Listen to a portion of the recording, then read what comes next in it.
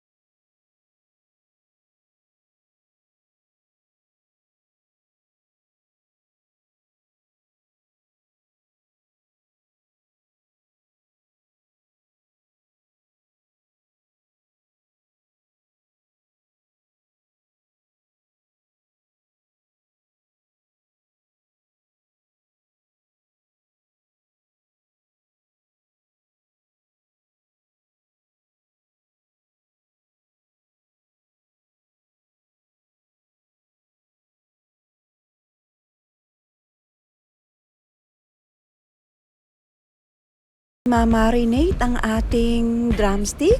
Lalagyan natin siya ng niyadjad na bawang, niyadjad na luya, at tinadtad na onion leaf, at asin, at isang itlog. Imamarinate natin ng 1 oras para mas malasa ang laman ng manok.